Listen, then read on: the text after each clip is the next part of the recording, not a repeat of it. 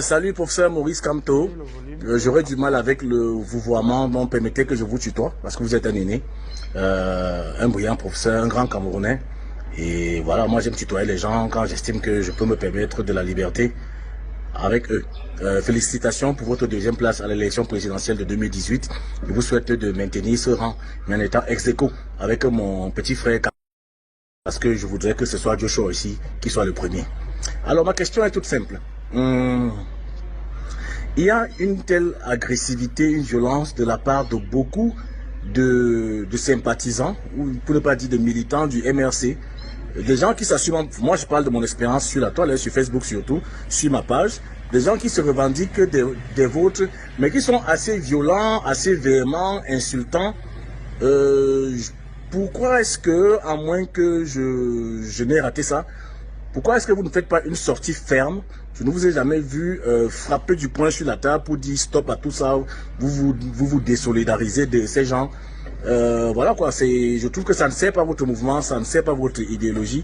En cette année électorale, si vous pouvez dire à vos militants, à vos sympathisants, de parler aux gens avec respect, avec courtoisie, ça pourrait, à mon humble avis, soigner la forme. Puisque le fond... non, soyez la forme, pour ne pas dire n'importe quoi. Vraiment, j'aimerais que vous frappiez du poing sur la table, que vous fassiez une sortie médiatisée, monétisée sur la toile, diffusée dans tous les grands médias, traditionnels ou anciens, traditionnels ou nouveaux, pour dire à vos sympathisants, à vos militants d'être moins injurieux et de débattre et non combattre. Voilà. Et Botan, c'était votre petit frère et jeune compatriote Kopo. Salut pour ça. Non, c'est bon, c'est fini. Ok. Oui, j'ai suivi la question. Je ne sais pas si nos amis jeunes, l'audience a suivi. C'est le musicien Kokopo qui demande pourquoi je ne fais pas une sortie ferme pour recadrer les militants de mon parti qui seraient injurieux et violents vis-à-vis de ceux qui ne penseraient pas comme d'autres Camerounais, on va dire ça comme ça. Et qu'il ne m'a jamais entendu faire une telle sortie. Je suis surpris. Bon, j'ai envie de commencer par une boutade en disant que le proverbe ou l'adage dit qu'il est dit qu'on demandera beaucoup à ceux à qui on a beaucoup donné. Donc c'est peut-être parce qu'on pense que nous avons beaucoup qu'on nous demande tant, ce qu'on ne demande à personne d'autre.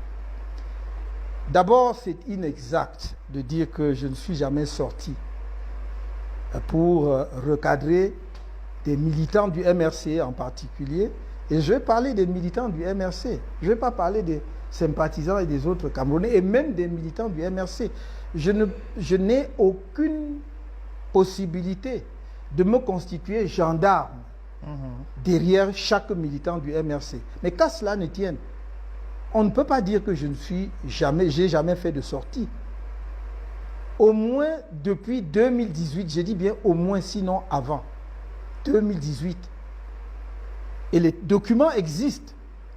La chance veut que nous soyons à une époque où on peut retrouver tous les documents qui ont circulé à un moment donné sur les réseaux sociaux, que ce soit sous forme de documents écrits ou sous forme de vidéos. J'ai fait des sorties pour d'abord marquer mon désaccord ferme et clair avec un certain nombre de propos qui étaient tenus par des gens soi-disant soutiens de Maurice Kamto ou de MRC.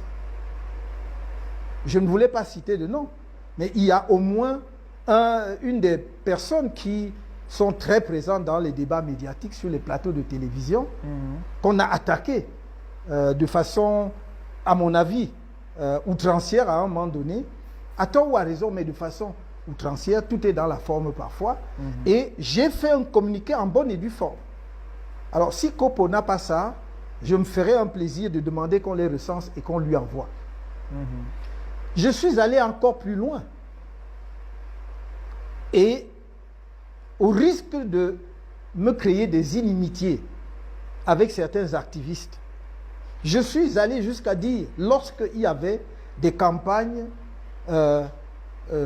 contre le chef de l'État, en tout cas pour l'empêcher, ou en tout cas durant ses séjours, notamment en Suisse, de dire il y a un certain nombre de comportements qui ne sont pas républicains. Vous pouvez être en désaccord avec lui ou avec des gens, mais ce n'est pas de cette façon-là. Et les documents, là aussi, existent.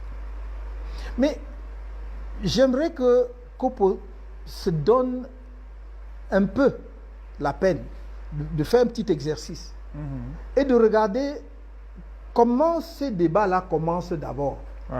Parce que le problème au Cameroun, c'est que, bon, quand quelqu'un écrase votre orteil, ça vous fait mal, mais vous le giflez. Mais on voit seulement la gifle que vous avez donnée, mais on ne voit pas qu'il était en train...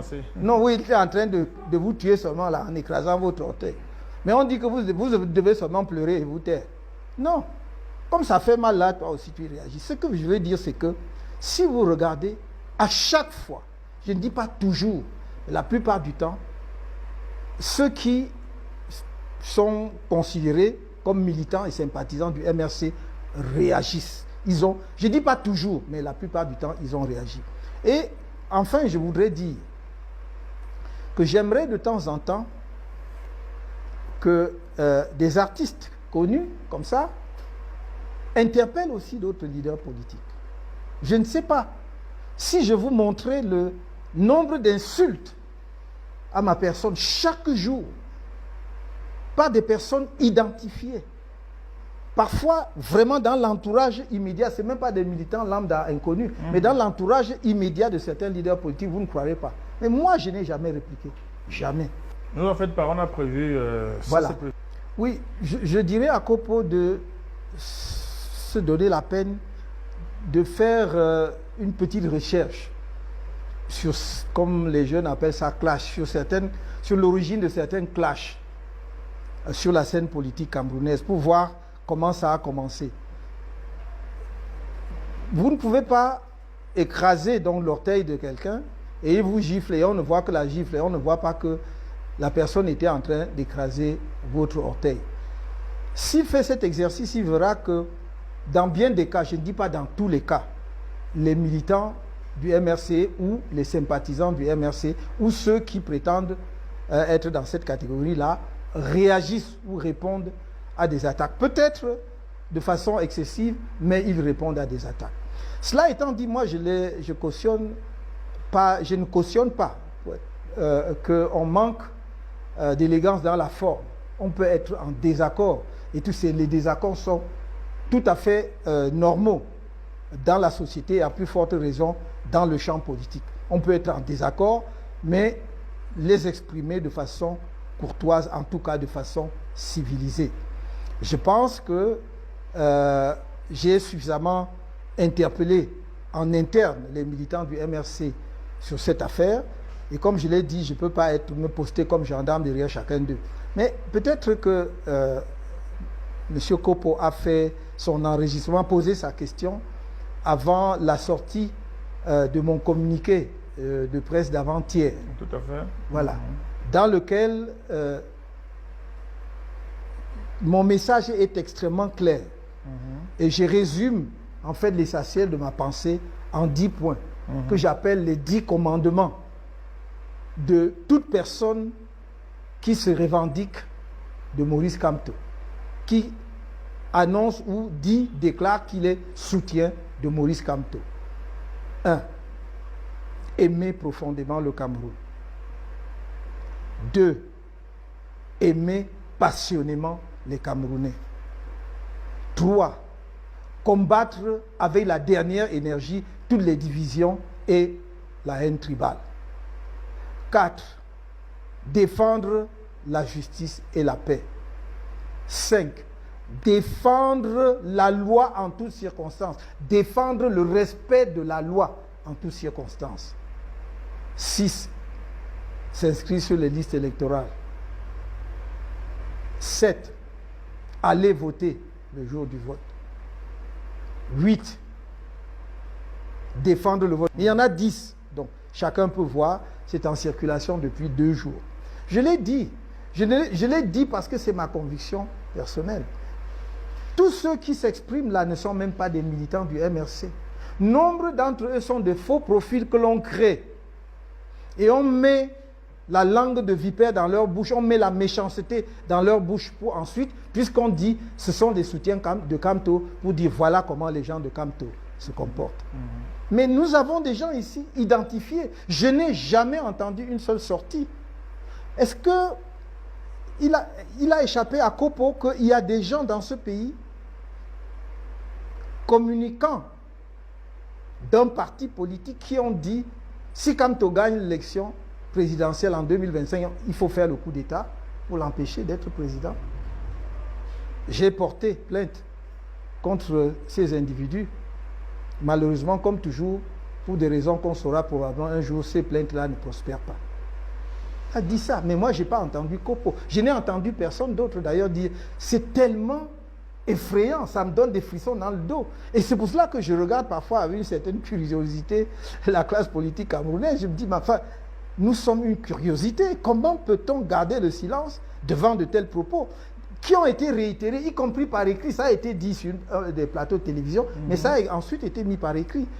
Et dans l'indifférence totale, venant en plus du parti qui dirige le pays. Vous voyez? Donc moi, j'ai aucun problème d'assumer la pluralité des opinions. Je respecte totalement cela. Vous ne m'avez jamais entendu. Ni Kopo, ni personne ne peut vous montrer un écrit de moi, même avant que je n'entre en politique, où je suis insultant ou discourtois vis-à-vis d'un Camerounais. Je ne parle même pas d'un homme politique. Ça n'existe pas. J'ai eu des débats avec Feu Monon Ndiana, paix à son âme, dans les années 85. Et c'était de haute volée intellectuelle. Chacun exprimait ses idées. On utilisait justement les meilleures formules possibles pour dire comment on était en désaccord avec l'autre, mais jamais on s'est insulté bassement. On a eu parfois des formules très dures, mais pas insultantes. Donc, moi, je n'ai aucun problème avec cela, mais je ne voudrais pas que l'on demande uniquement à un leader politique d'apaiser la scène politique camerounaise. Toute la scène politique camerounaise n'est pas composée que des militants ou sympathisants du MRC. C'est composé de militants et sympathisants d'autres formations politiques aussi. Et je peux l'assurer de ce que si il posait la question telle qu'il me l'a posée au leader d'un autre parti politique, il prendrait des volets de bois vers des militants ou des sympathisants de ce parti politique, puisqu'il dit non, bon, voilà, vous avez été deuxième, voilà, je vous félicite, mais j'espère que la prochaine fois, vous serez encore deuxième. Donc, il m'a éliminé de la première place d'emblée, donc on n'en parle pas. Et il dit, je vous souhaite d'être deuxième ex aequo avec quelqu'un, mais parce que c'est tel autre que je voudrais voir devant. Bon, il a exprimé son choix politique. Pourquoi voulez-vous que je me fâche avec ça? Si il arrive à m'arracher un Camerounais lors du vote par rapport à ça, c'est que je ne me serais pas suffisamment expliqué et que je n'aurais pas bien convaincu ce Camerounais-là. Donc c'est à moi de faire des efforts et à travailler davantage pour bien exposer notre projet à tous les Camerounais, pour bien le défendre et montrer que nous sommes effectivement mus par le progrès collectif de notre société.